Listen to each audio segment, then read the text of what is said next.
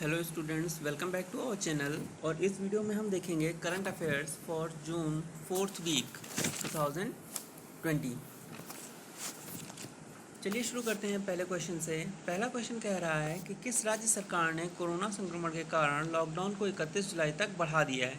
जैसा कि हम सभी को पता है कि 30 जून तक लॉकडाउन 5 लगाया है केंद्र सरकार ने, जिससे अनलॉक 1 का भी नाम दिया गया है। लेकिन इसके अलावा कुछ राज्य सरकारें अपने स्तर से लॉकडाउन को घटाया बढ़ा रही हैं, जिसमें से पश्चिम बंगाल सरकार है जिसने लॉकडाउन को 31 जुलाई तक बढ़ा दिया है।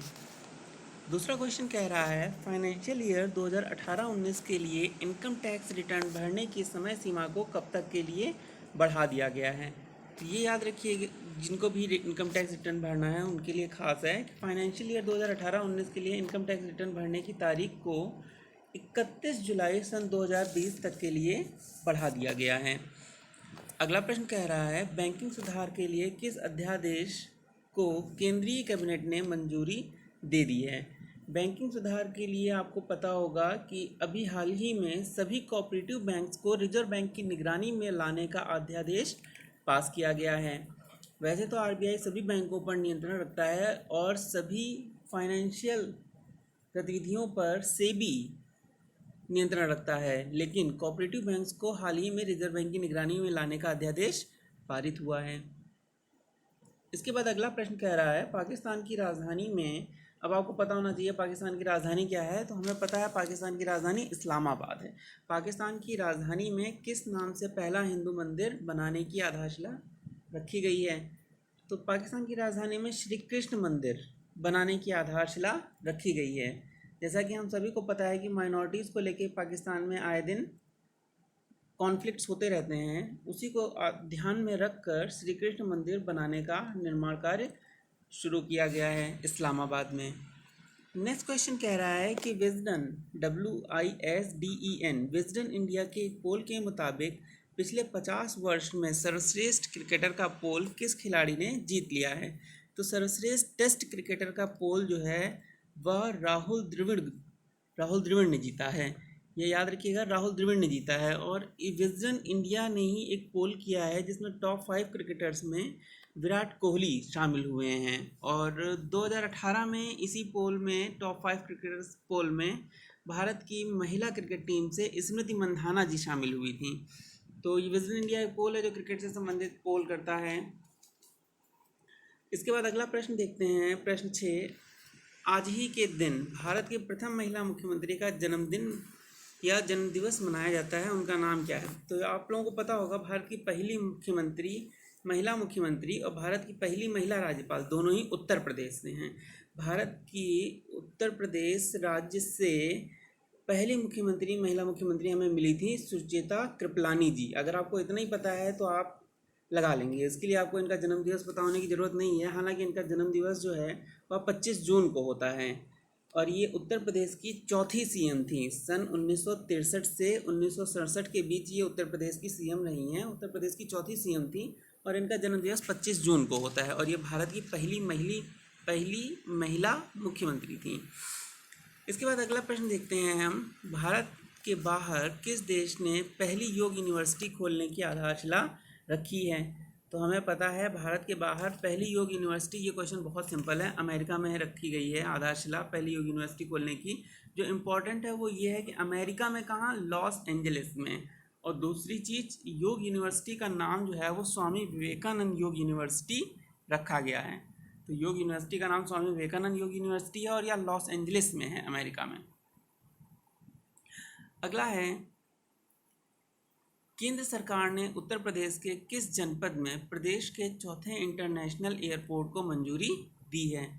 तो आपको पता होगा उत्तर प्रदेश में छोटे बड़े निजी और सरकारी मिलाकर लगभग 28-29 एयरपोर्ट हैं, जिनमें से 3 हमारे पास इंटरनेशनल एयरपोर्ट हैं, वाराणसी, लखनऊ और ग्रेटर नोएडा। जो चौथा इंटरनेशनल एयरपोर्ट मंजूरी मिली है हमें, वह कुशीनगर में मिली है।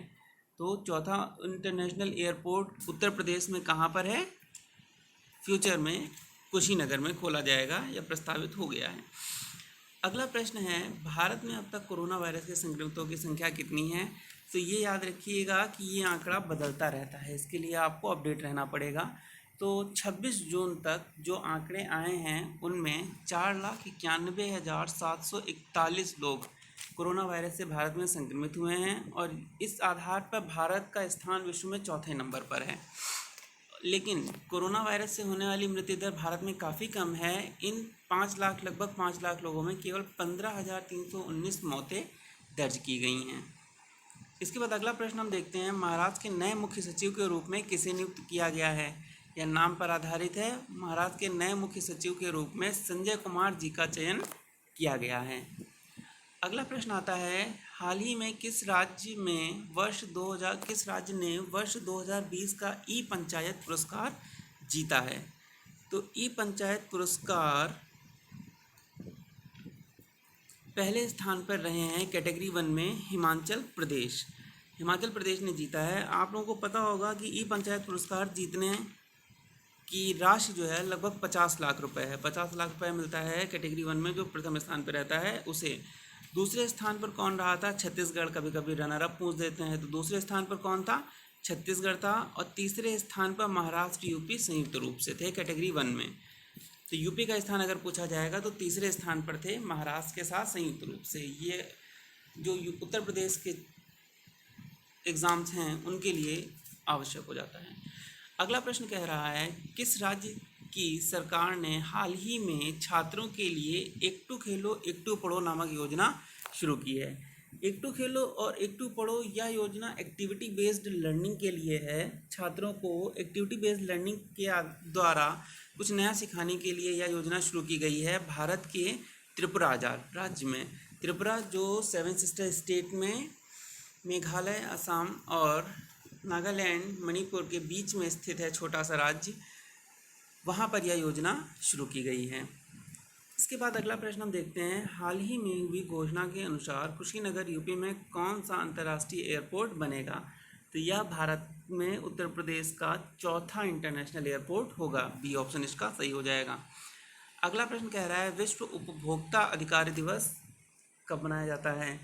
तो अब यहाँ पर देखिए, ये कंफ्यूज करने वाला क्वेश्चन है। विश्व उपभोक्ता अधिकार दिवस यानी वर्ल्ड कंज्यूमर राइट डे या 15 मार्च को मनाया जाता है। इसका सी ऑप्शन सही होगा। और इसी के साथ साथ एक क्वेश्चन आता है, नेशनल कंज्यूमर राइट डे यानी कि राष्ट्रीय उपभोक्ता अधिकार दिवस कब मनाया जाता है? तो आपको ये याद रखना है कि राष्ट्रीय उपभोक्ता अधिकार दिवस 24 दिसंबर को मनाया जाता है। यह दो हैं, आप इनमें लोग कंफ्यूज हो जाते हैं छात्र कभी कभी। तो ये आपको याद रखना है कि राष्ट्रीय अगर पूछेगा तो 24 दिसंबर और अगर विश्व का पूछेगा तो 15 मार्च। इसके बाद हम अगला प्रश्न देखते हैं, हाल ही में किसे वर्ष 2019-20 का किर्लोस्कर संगीत पुरस्कार दिया गया है? ये मराठी कल्चर का पुरस्कार है, महाराष्ट्र में मुंबई में दिया जाता है। तो यह 2019-20 के लिए मिला है मधुवंती दांडेकर जी को। अब इस पुरस्कार के बारे में थोड़ा सा जान लेते हैं। संगीत रंगभूमि क्षेत्र में उल्लेखनीय काम करने वाले वरिष्ठ नाटक कलाकारों को दिया जाता है यह पुरस्कार, और इस पुरस्कार की धनराशि है 5 लाख रुपए। इसके साथ साथ एक मानपत्र व मानचिन्ह भी दिया जाता है। तो ये कहाँ दिया गया है? मुंबई में मराठी नाटक कलाकार मधुवंती दांडेकर। अगला है, किस राज्य की सरकार ने हाल ही में कौशल सतरंग योजना शुरू की है? कौशल सतरंग योजना जो है उसमें यह तय किया गया है कि साल भर में रोजगार मेला का आयोजन करके लगभग 2 लाख युवाओं को नौकरी दिलाया जाएगा। इसके लिए सरकार लगभग 1200 करोड़ रुपए खर्च करेगी और यह योजना उत्तर प्रदेश की है। कौशल सतरंग योजना कहाँ की है? उत्तर प्रदेश की। 1200 करोड़ रुपए खर्च करके एक साल में 2 लाख युवाओं को नौकरी देने का प्रावधान इसमें है। अगला प्रश्न हम देखते हैं, इनमें से कौन सा शब्द हाल ही में बांग्लादेश का राष्ट्रीय नारा बना है? बांग्लादेश का राष्ट्रीय नारा बना है जय बांग्ला, यानी कि बी ऑप्शन इसका सही होगा। यह 1971 में काफ़ी ज़्यादा बांग्लादेश की आज़ादी के समय काफ़ी ज़्यादा प्रयोग किया गया था, इसी कारण इसको बांग्लादेश का राष्ट्रीय नारा घोषित किया गया है। अगला प्रश्न हम देखते हैं, कौन राज्य हाल ही में राष्ट्रीय बायोफ्यूल पॉलिसी लागू करने वाला भारत का पहला राज्य बना है? यह केंद्र की परियोजना है और केंद्र की परियोजना हम जान रहे हैं कि बायोफ्यूल ज़रूरी है क्योंकि क्रूड ऑयल जो कन्वेंशनल सोर्सेज हैं हमारे वो तेज़ी से ख़त्म हो रहे हैं। तो बायोफ्यूल पॉलिसी लागू करने वाला पहला राज्य हमारा बना है राजस्थान। केंद्र द्वारा यह नीति पहले से चलाई जा रही है और उसी को अपनाकर पहला राज्य कौन सा बन गया है? राजस्थान, इस पॉलिसी को लागू करने वाला। अगला प्रश्न कह रहा है, हाल ही में किस प्रौद्योगिकी कंपनी ने भारत में डिजीपाइवोट नामक सेवा की शुरुआत की है? तो आपको पता होगा डिजीपाइवोट जो है वो एक स्किल्ड प्रोग्राम है specially design for women. Digital platform पे महिलाओं के लिए विशेष रूप से तैयार किया गया प्रोग्राम है और यह गूगल ने शुरू किया है। किसने शुरू किया है? गूगल ने शुरू किया। और गूगल अकेले नहीं करेगा, गूगल जो है अवतार और इंडियन स्कूल ऑफ बिजनेस के साथ मिलकर इस प्रोग्राम की शुरुआत किए हैं। किसके साथ? अवतार और इंडियन स्कूल ऑफ बिजनेस के साथ मिलकर, स्पेशली महिलाओं के लिए, इसलिए यह प्रश्न और आवश्यक हो जाता है। अगला प्रश्न कह रहा है, किस क्रिकेट टीम ने हाल ही में रणजी ट्रॉफी 2000 जीता है? तो हमें पता है कि 2018-19 का यह खिताब जो है विदर्भा ने जीता था। 2018-19 का यह खिताब विदर्भा ने जीता था और इस बार 2019-20 का यह जो खिताब है यह जीता है सौराष्ट्र ने। 2019-20 का रणजी ट्रॉफी खिताब सौराष्ट्र ने जीता है। खास बात यह है, विदर्भा का नाम मैंने इसलिए लिया क्योंकि विदर्भा के ही वसीम जाफ़र जो है वह 150 मैच रणजी ट्रॉफी मैच खेलने वाले पहले क्रिकेटर बन गए हैं। विदर्भा पिछली बार 2018-19 के चैंपियन थे और विदर्भा के ही player Wasim Jaffer 150 Ranji trophy match खेलने वाले पहले क्रिकेटर भी बन गए हैं, इसलिए वसीम जाफ़र जी का नाम भी इम्पोर्टेंट हो जाता है, याद रखिएगा। अगला प्रश्न हम देखते हैं, हाल ही में कौन सेल्स फोर्स इंडिया के चेयरपर्सन एंड CEO बने हैं? तो ये बने हैं हमारी अरुंधति भट्टाचार्य जी। आपको पता होगा अरुंधति भट्टाचार्य जी इससे पहले SBI एसोसिएट की भी CEO रह चुकी हैं। इसके बाद हम अगला प्रश्न देखते हैं, बिहार के खगड़िया जिले बेलदौर से 20 जून 2020 को गरीब कल्याण रोजगार अभियान का शुभारंभ कौन किया? तो हमें पता है बिहार के खगड़िया जिले के साथ साथ 5 और राज्य हैं जहां पर गरीब कल्याण रोजगार अभियान शुरू किया गया है। तो क्या है यह योजना? गरीब कल्याण रोजगार अभियान योजना के तहत 6 राज्यों के 116 जिलों के प्रवासी श्रमिकों को काम 125 दिन के लिए दिया जाएगा। इस योजना का बजट लगभग 50,000 करोड़ रुपए है और यह योजना मध्य प्रदेश के ऊपर उत्तर प्रदेश और मध्य प्रदेश के बाईं तरफ राजस्थान और साथ ही साथ मध्य प्रदेश के दाईं तरफ बिहार, उड़ीसा व झारखंड। याद रखिएगा कि मध्य प्रदेश के अगल बगल के ही हैं 5 जिले और कुल 6 राज्यों के 116 जिलों में यह योजना शुरू की गई है। फिलहाल यहाँ पर जो प्रश्न पूछ रहा है, बिहार के खगड़िया जिले के बेलदौर से 20 जून 2020 को गरीब कल्याण रोजगार अभियान का शुभारंभ कौन किया था? तो यह योजना शुरू की गई थी नरेंद्र मोदी जी के द्वारा। हमारे प्रधानमंत्री भारत के नरेंद्र मोदी जी के द्वारा यह योजना शुरू की गई थी। इम्पॉर्टेंट है, इसका बजट काफ़ी ज़्यादा है, 50,000 करोड़ रुपए। तो ध्यान रखिएगा, कुछ भी पूछ सकता है इस योजना के बारे में। अगला प्रश्न कह रहा है, उपन्यास के लेखक कौन हैं? उपन्यास का नाम दिया है यहाँ पर अ बर्निंग उपन्यास के लेखक कौन हैं? तो इसका उत्तर होगा सी। अ बर्निंग उपन्यास मेघा मजूमदार जी ने लिखा है। मेघा मजूमदार जी जो कोलकाता में जन्मी भारत की लेखिका हैं और हार्वर्ड यूनिवर्सिटी और जॉन्स हॉपकिंस यूनिवर्सिटी से पढ़ी हुई हैं और इस समय न्यूयॉर्क में रह रही हैं। तो यह उपन्यास मेघा मजूमदार जी ने लिखा है, अ बर्निंग। इसके बाद हम अगला प्रश्न देखते हैं, 75वें संयुक्त राष्ट्र महासभा के अध्यक्ष के रूप में किसे चुना गया है? तो संयुक्त राष्ट्र महासभा 75वें अध्यक्ष के रूप में चुना गया है वोल्कन बोजकीर को। वोल्कन बोजकीर कौन है? ये यूरोपियन मिनिस्टर हैं, ये यूरोपियन यूनियन अफेयर्स के मिनिस्टर भी रह चुके हैं और ये तुर्किश डिप्लोमेट हैं। इनका जन्म 22 नवंबर 1950 को हुआ था और ये कौन? वोल्कन बोजकीर जी, जो तुर्किश डिप्लोमेट हैं, यही हमारे 75वें संयुक्त राष्ट्र महासभा के अध्यक्ष के रूप में चुने गए हैं। इसके बाद हम अगला प्रश्न देखते हैं, किस हाउसिंग फाइनेंस कंपनी ने शहरी और ग्रामीण क्षेत्रों में घरों को वित्त देने के लिए एक विशेष किफ़ायती आवास ऋण योजना सरल लॉन्च की है? तो यह लॉन्च की गई है ICICI home finance company limited के द्वारा, यानी यहाँ पर सी ऑप्शन सही होगा। अब इस योजना के बारे में कुछ देख लेते हैं। सरल योजना SARAL, सरल का फुल फॉर्म है सिंपल, S से सिंपल, A से ऑल इंक्लूसिव, R से रियल टाइम और सेकंड A जो है उससे एक्शन और L से है लॉन्ग लास्टिंग। अब simple, all inclusive, real time, action oriented, long lasting, ये है सरल का फुल फॉर्म। इसके तहत कई योजनाएं आती हैं जो ICICI होम फाइनेंसिंग लिमिटेड ने लॉन्च की है। उसके तहत 5 से 15 लाख रुपए तक का लोन दिया जाएगा 3 से 20 साल तक के अवधि के लिए, और इसमें ऋण जो है, लोन जो है, इंटरेस्ट ब्याज जो है वो बहुत कम लगेगा। अब एक चीज़ और देख लीजिए कि ICICI का फुल फॉर्म क्या होता है। तो ICICI जो है industrial credit and investment corporation of India, ये है ICICI का full form, industrial credit and investment corporation of India, और यह जनवरी 5, 1995 से कार्य कर रही है।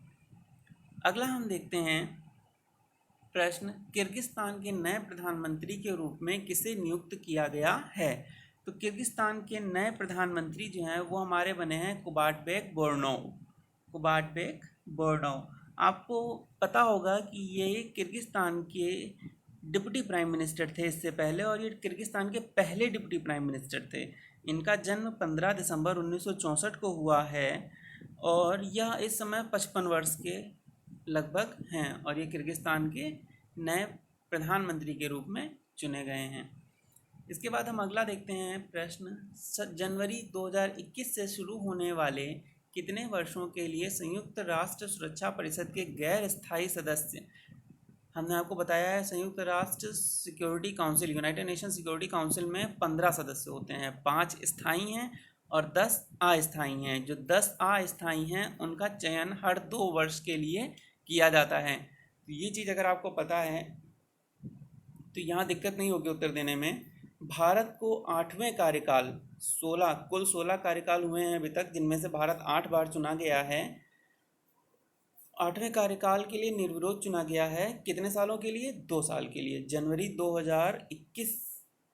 2021 से कार्यकाल शुरू होगा और ये दिसंबर 2022 तक रहेगा।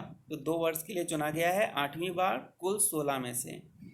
इसके बाद हम अगला देखते हैं प्रश्न, कह रहा है किस संस्थान ने चरण 3 को यादृच्छिक यानी कि third stage testing, double blind प्रभावकारिता, सुरक्षा और एंटीवायरल ड्रग्स उमिफनोविर, ड्रग्स का नाम, ये दवा का नाम है उमिफनोविर, याद रखिएगा UMIFENOVIR, उमिफनोविर की सहनीयता यानी पोटेंशियल के यादृच्छिक परीक्षण को करने की अनुमति प्राप्त की है।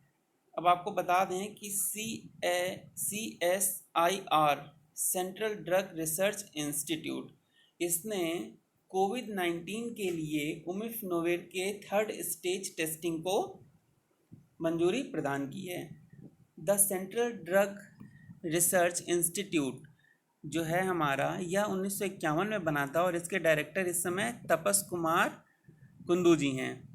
उमिफनोविर क्या है? Umifenovir, it is a drug primarily used for treat influenza available in China and Russia. यह प्राइमरी रूप से संक्रमण से संबंधित बीमारियों के लिए इस्तेमाल किया जाता है और यह अवेलेबल है चाइना और रशिया में। The drug rose to the prominence given its potential in treating कोविड-19 पेशेंट्स। यह कोविड-19 से संक्रमित मरीजों के रोकथाम के लिए प्रभावकारी दिख रही है और इसीलिए इसके फेज़ 3 का ट्रायल जो है वह शुरू किया गया है।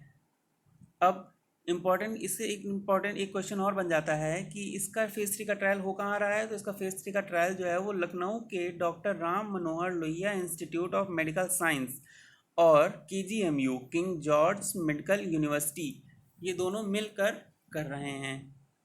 ठीक, तो ओमिफिनोविर कोविड-19 के लिए प्रभावकारी है, जिसके 3rd स्टेज का ट्रायल भारत में शुरू कर दिया गया है हाल ही में। अगला क्वेश्चन कह रहा है एडीबी, एशियन डेवलपमेंट बैंक। इसके बारे में खास ये है कि इसका हेडक्वार्टर फिलीपींस में है और इसके प्रेसिडेंट जो है वो Masatsuko Asakawa, ASAKAWA, Asakawa, Masatsuko Asakawa, Japanese नाम बड़े अजीब हैं।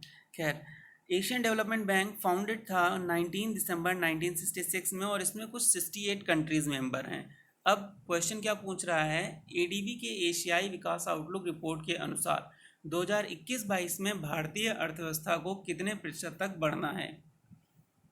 तो यह एक अनुमानित रिपोर्ट आई है 2021 और इसमें बताया गया है कि भारत की अर्थव्यवस्था लगभग 5% तक बढ़ सकती है।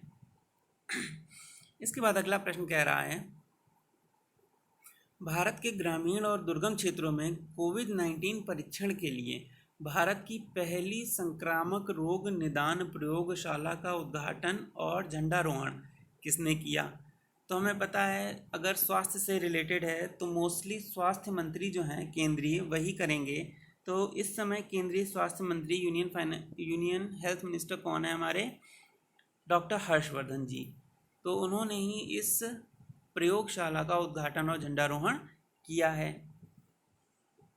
अगला प्रश्न है हमारा, किस राज्य या संघ शासित प्रदेश ने कृषि उत्पादन विभाग के प्रस्ताव को कृषि उत्पादन और कृषि कल्याण विभाग के लिए अपना नाम बदलने के प्रस्ताव को मंजूरी दी है। चलिए इसके लिए हम कुछ बता देते हैं। जो अभी तक जम्मू कश्मीर है वहाँ पर विभाग था कृषि उत्पादन विभाग, लेकिन कृषि उत्पादन यानी ये कृषि उत्पादन से संबंधित कार्य या कृषि उत्पादन से संबंधित शोध करता था। अभी क्या है, इसके कार्यों को बढ़ाया गया है, इसका दायरा और शक्तियाँ थोड़ी बढ़ाई गई हैं और यह अब सिर्फ कृषि उत्पादन को ही नहीं बल्कि किसानों के कल्याण के लिए भी योजनाएं बनाने का काम करेगा। तो जम्मू कश्मीर में जो कृषि उत्पादन विभाग था उसका नाम बदलकर कृषि उत्पादन और कृषि कल्याण विभाग कर दिया गया है। साथ ही साथ इसका दायरा, कार्य करने का दायरा कृषि उत्पादन ही ना रहकर कृषि किसान कल्याण विभाग भी हो गया, यानी किसानों के कल्याण के लिए भी कार्य अब ये करेगा। तो इसका आंसर क्या हो जाएगा, जम्मू कश्मीर। इसमें कृषि उत्पादन विभाग का नाम बदलकर कृषि उत्पादन और किसान कल्याण विभाग कर दिया गया है।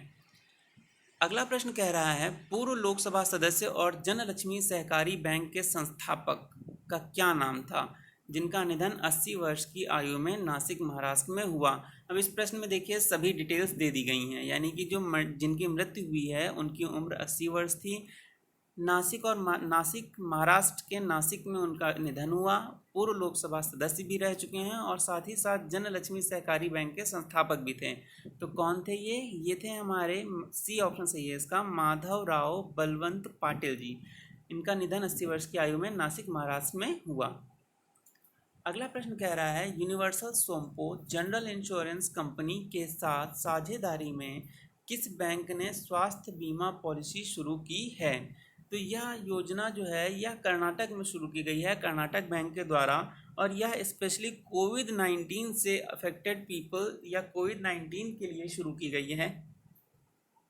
इसमें इस योजना के तहत कोविड-19 हेल्थ इंश्योरेंस किया जा रहा है। सोमपो जनरल इंश्योरेंस कंपनी और कर्नाटक बैंक मिलकर कर रही है कोविड-19 हेल्थ इंश्योरेंस, जिसमें लगभग 3 लाख रुपए तक का खर्चा वहन किया जाएगा बीमा कंपनी के द्वारा अगर पॉलिसी लेने वाले को यह संक्रमण होता है, जिसमें 3,000 रुपये दवाई या अस्पताल के खर्चे के रूप में और 1,000 रुपये क्वारंटाइन रहता है 14 दिन के लिए तब तक दिया जाएगा। और इस योजना, यह पॉलिसी जो है मात्र 120 दिन का समय अवधि के लिए रखी गई है, यानी कि 120 दिन तक की पॉलिसी है जिसमें 3 लाख रुपए तक का खर्चा दिया जाएगा। अगला प्रश्न हमारा कह रहा है, किस राज्य सरकार ने आपदा और सार्वजनिक स्वास्थ्य आपातकालीन अध्यादेश 2020 को बढ़ावा दिया है, जिसने इसे अपने कर्मचारियों, पेंशनभोगी संस्थान, किसी भी व्यक्ति के वेतन और पेंशन को स्थगित करने की अनुमति दी है। यानी कि यह एक तरह का वित्तीय आपातकाल अधिकार प्रदान करता है और यह लगाया गया है तेलंगाना में। वित्तीय आपातकाल क्या होता है? इसके तहत राज्यपाल या राष्ट्रपति किसी भी सरकारी अधिकारी की सैलरी, पेंशन या खर्चे को कम या घटा सकते हैं या रोक सकते हैं। अगला हम देखते हैं 35वां क्वेश्चन कह रहा है Tata AIA life insurance. AIA का मतलब क्या है यहाँ पर? AIA Hong Kong based American international assurance. AIA का फुल फॉर्म क्या है? American international assurance. यह एक हांगकांग बेस्ड कंपनी है जिसने टाटा के साथ टाई अप किया है, टाटा के साथ समझौता किया है, और इसने आधार आधारित यानी जो आधार कार्ड है उस पर based paperless offline electronic know your customer KYC सेवा की पेशकश की है। इस सेवा की पेशकश जो है की गई है टाटा AIA के द्वारा, और यह अकेले ना करके ईस्ट कंसल्टेंसी सर्विसेज यानी पूर्व परामर्श सेवाएं, ये कंपनी का नाम है। पूर्व यहाँ पर दिशा वाला है, ईस्ट परामर्श का मतलब कंसल्टेंट, और सेवाएं यानी सर्विसेज, तो कंपनी का नाम है ये ईस्ट कंसल्टेंसी सर्विसेज। इसके साथ मिलके टाटा अमेरिकन इंटरनेशनल एश्योरेंस ने आधार कार्ड पर आधारित offline know your customer KYC fulfil करने की पेशकश की है। इसी के साथ ये करंट अफेयर्स जून 4th वीक के समाप्त होते हैं। वीडियो पूरा देखने के लिए थैंक यू।